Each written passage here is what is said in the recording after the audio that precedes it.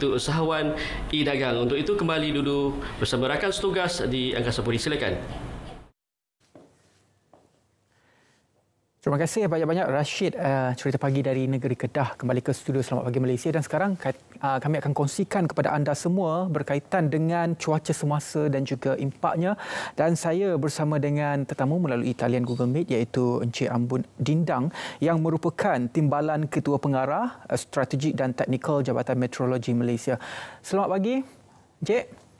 Selamat pagi Ridwan. Alhamdulillah. Jadi kalau kita ikutkan ramalan cuaca signifikan sehingga 24 November berdasarkan analisis model-model cuaca, penumpuan angin dan juga monsun dijangka berlaku di timur dan juga utara Semenanjung sehingga 24 November. Boleh terangkan keadaan ini, bagaimanakah bentuk ataupun situasi hujan yang bakal berlaku dalam ramalan cuaca sehingga 24 November ini? Silakan Cik. Okey, terima kasih Cik Ridwan, dan saya ucapkan terima kasih juga kepada TV1 lah kerana menjemput Met Malaysia untuk membincangkan isu-isu berkaitan dengan cuaca pada pagi ini. Untuk makluman semua, negara kita memang sudah mengalami monsun timur laut bermula daripada 11 Mac yang lepas, dan kita jangka akan berterusan sehinggalah kepada bulan Mac yang akan datang. So dia bermula pada 11 November 2023 ni dan dijangka berterusan hingga Mac 2024 nanti. So dalam sepanjang musim monsun timur laut ini, kita menjangkakan antara 4 hingga 6 episod hujan lebat boleh berlaku. Jadi untuk episod yang pertama seperti yang kita alami sekarang ni, terutamanya di negeri-negeri pantai timur Semenanjung, sudah kita kesan lebih awal. Bermakna kita sudah mengesan kejadian hujan lebat episod pertama ni sejak daripada 13 bulan November yang lepas.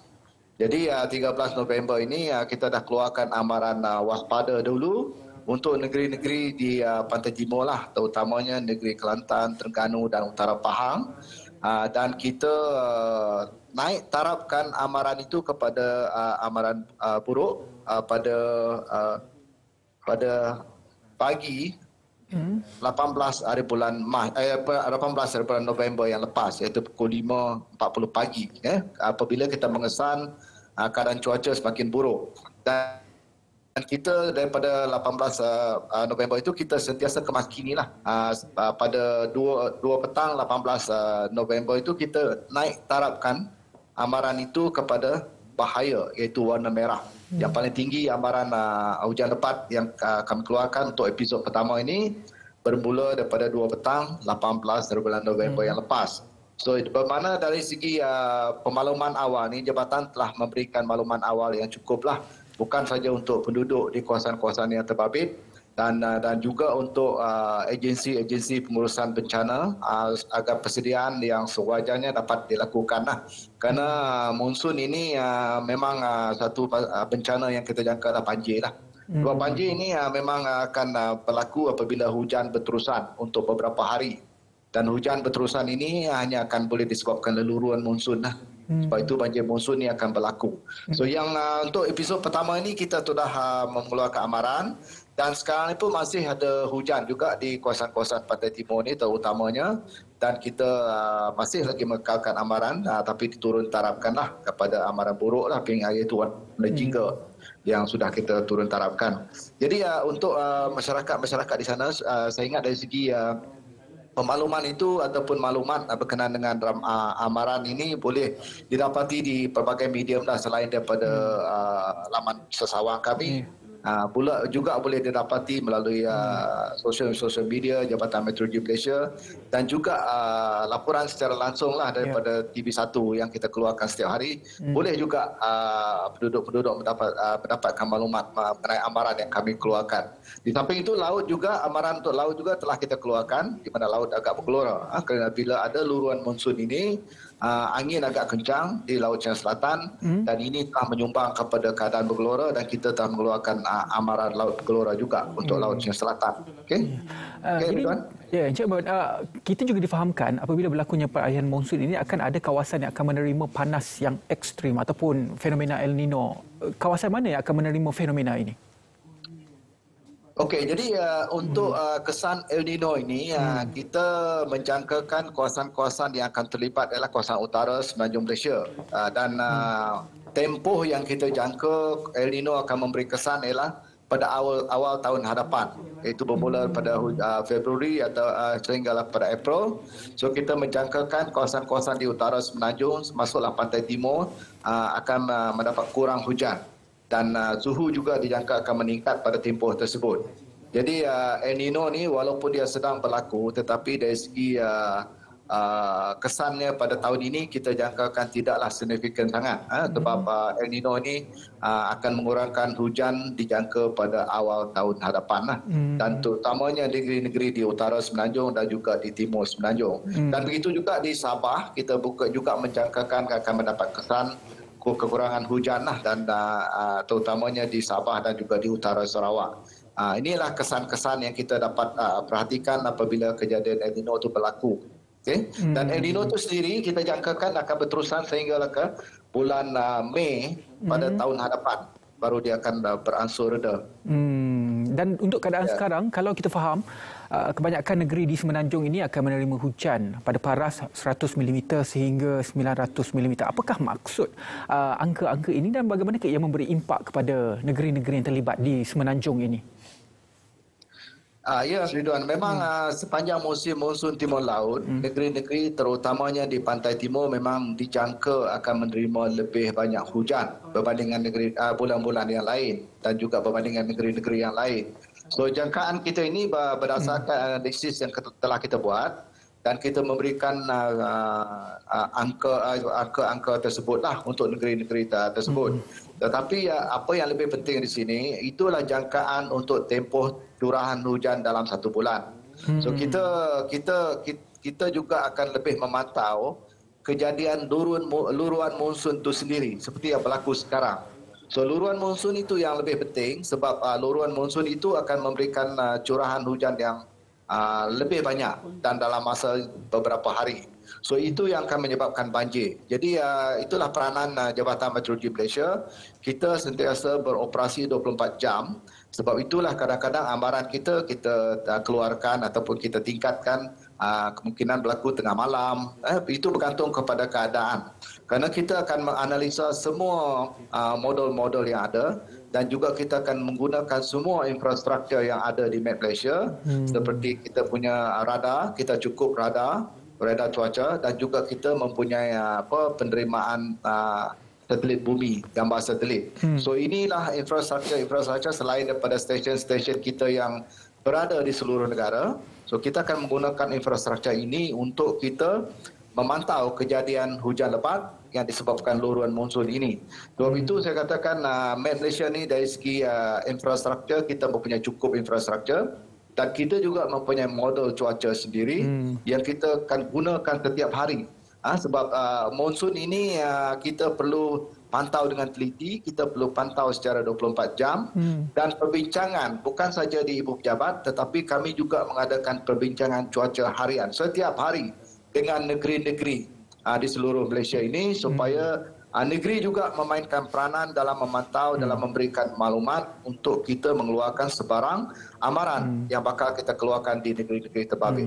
So itu memang kita lakukan sepanjang musim monsun timur laut ini supaya kita boleh memberikan amaran yang lebih komprehensif terhadap negeri-negeri berkaitan. Ya, Ridwan.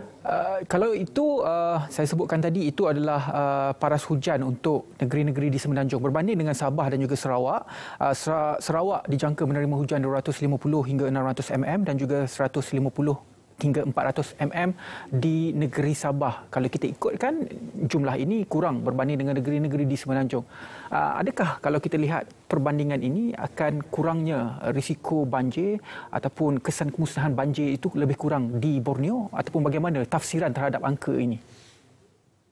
Okey, dari segi tafsiran angka untuk jumlah hujan yang kita jangkakan ini, seperti yang saya katakan tadi, bergantung kepada model ramalan cuaca yang kita akan analisa lah. Okey, jadi untuk Borneo, dia dijangka lebih kurang berbanding dengan Semenanjung disebabkan dari segi satu, seperti yang saya katakan tadi Sabah. dia menerima kesan El Nino tu lebih sedikit berbanding dengan negeri-negeri di Semenanjung, kerana satu dari segi kedudukan geografi dia berdekatan dengan kawasan yang berlakunya El Nino, iaitu di Lautan Pasifik. So kita dari segi situ kita mengambil kira dari segi jumlah hujan yang bakal diterima di Sabah. Dan begitu juga di Sarawak, kerana di utara Sarawak pun kita akan jangkakan akan menerima sedikit kesan El Nino itu. Jadi hujan yang dijangka diterima di kawasan tersebut juga akan berkuranganlah berbandingkan kawasan-kawasan lain. Tetapi untuk Sarawak, sebab dia negeri yang besar, jadi kita pun menjangkakan di barat dia akan menerima hujan yang banyaklah. Terutamanya daripada bahagian Kuching hinggalah ke bahagian Sibu di tengah tu akan menerima hujan yang di tahap yang banyak berbandingkan kawasan-kawasan di utara dan juga di tengah Sarawak. Jadi dari segi jumlah hujan yang kita ramalkan itu ialah berdasarkan model analisis kita. So kita mengeluarkan jumlah-jumlah yang berkenaan lah untuk kedua negeri tersebut berbandingkan Semenanjung. Okey, Ridwan. Encik Ambon, mungkin sedikit pesanan ringkas Encik Ambon kepada pekerja-pekerja ataupun mereka yang terlibat dengan sektor pekerjaan di laut, contohnya nelayan ataupun mereka yang sahaja yang bekerja di laut. Sedikit nasihat dengan keadaan laut bergelora dan juga apakah jangkaan yang bakal berlaku di laut sekitar Malaysia. Okey, jadi sebelum pertama mungkin saya nak bagi nasihat dari segi penularan maklumat yang tidak tepat lah. Itu penting sebab di masa kita menghadapi monsun ini, saya mohon jugalah jadi masyarakat yang di luar yang suka menularkan maklumat-maklumat yang tidak lengkap, sama ada berkenaan dengan operasi pemindahan ataupun dari segi maklumat pengeluaran ramalan itu mungkin boleh dielakkan supaya kita tidak mengganggu operasi agensi penyelamat dan juga mengganggu operasi agensi yang bertanggungjawab untuk mengeluarkan maklumat-maklumat ramalan cuaca. So, jadi maklumat-maklumat ramalan cuaca yang sah ni kita boleh dapatilah daripada jabatan-jabatan seperti Jabatan Meteorologi untuk ramalan hujan dan banjir, boleh daripada Jabatan JPS dan sebagainya. Dan itu perkara pertamalah. Di dalam musim banjir ini cuba tidak boleh tidak mengelirukan pihak-pihak yang bertanggungjawab lah dan juga mengelirukan orang awam. Jadi kita cuba elakkan untuk menularkan maklumat-maklumat yang tidak tepat ini. Okey. Dari segi untuk keselamatan pekerja-pekerja di laut yang utamanya yang di pelantar-pelantar minyak, yang mengusahakan feri, yang mengusahakan perikanan ini, mohon dapatkan maklumat sebab di musim monsun timur laut ini memang keadaan cuaca adalah agak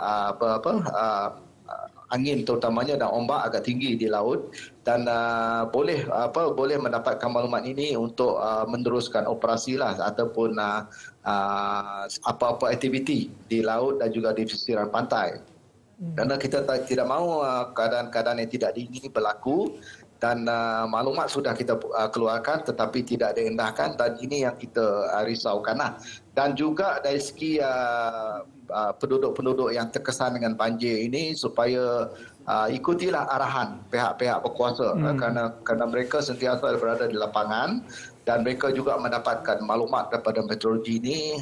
Sebagai contoh, apabila kita mengisytiharkan bermulanya musim monsun timur laut pada 11 November yang lepas, semua pihak sudah bersedia sepatutnya sama ada daripada agensi-agensi penyelamat, daripada pekerjaan-pekerjaan tempatan ataupun daripada pihak-pihak penduduk itu sendiri.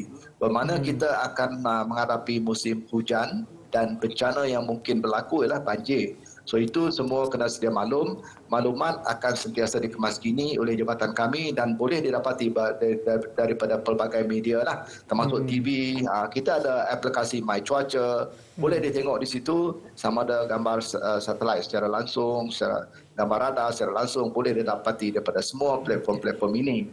Dan apa lagi yang saya harapkan adalah mungkin yang terakhir daripada jabatan kami ialah cubalah kita sama-sama membuatkan untuk aktiviti penyelamatan ini berjalan dengan lancar supaya kita sama-sama tidak menghadapi musibah yang lebih besar lah di masa akan datang. Okey, Ridwan. Terima kasih banyak-banyak kepada Encik Ambon Dindang iaitu Timbalan Ketua Pengarah Strategik dan Teknikal Jabatan Meteorologi Malaysia berkongsi kepada kita semua berkenaan dengan cuaca semasa dan juga kesannya. Dan sekarang kita terus saja ke Negeri Sembilan. Ini cerita pagi dari Negeri Sembilan menarik iaitu berkaitan dengan istiadat ulangan luak mengadap. Ini merupakan satu pakej yang telah pun disediakan oleh rakan saya Hana Adlin yang saya kira menarik untuk kita tonton. Apa kata kita saksikan sekarang? 3 tahun sekali diadakan istiadat Gilang Gemilang